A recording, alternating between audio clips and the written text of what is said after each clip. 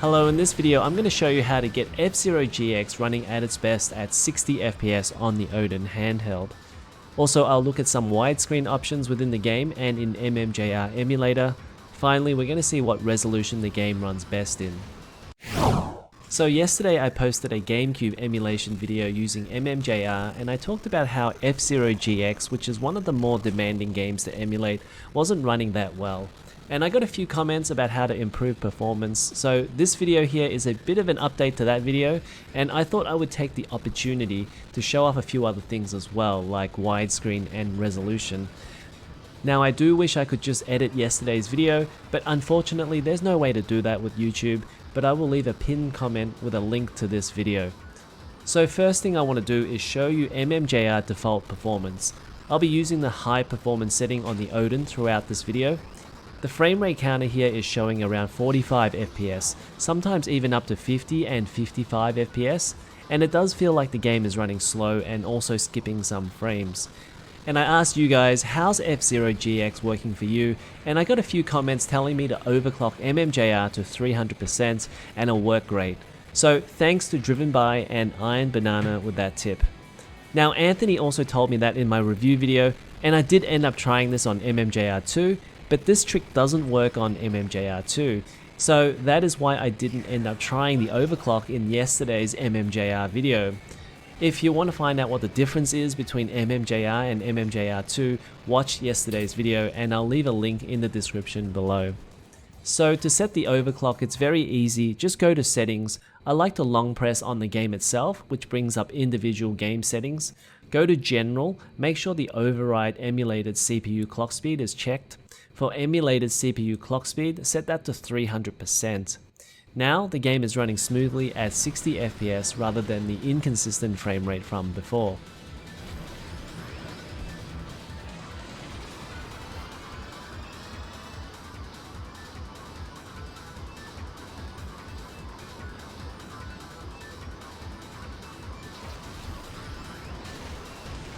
I'll show off more gameplay footage at the end of the video, but for now let's talk about widescreen. There's two options here I want to mention. The first is MMJR has a forced widescreen option, and to turn this on there's two steps. First, go to graphics settings, aspect ratio, and turn on force 16:9. Secondly, go back out and go to enhancements and turn on widescreen hack. Now this doesn't work for every game, but there does seem to be a lot of games that work like this. For example, Zelda Wind Waker, which works quite well with this forced widescreen. This widescreen mode makes most elements wider, like menus and HUDs. Icons get stretched, but the game area doesn't get stretched, so you'll see more of the playing area.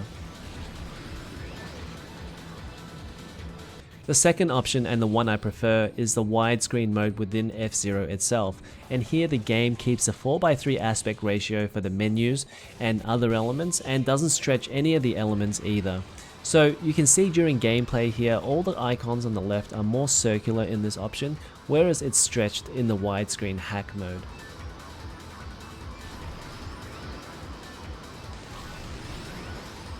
Finally, let's test the highest resolution you can maintain 60 FPS, and this one is pretty easy. We're going to try 1x, 2x, and 3x resolution. Go to settings, enhancements, and you can adjust the internal resolution here.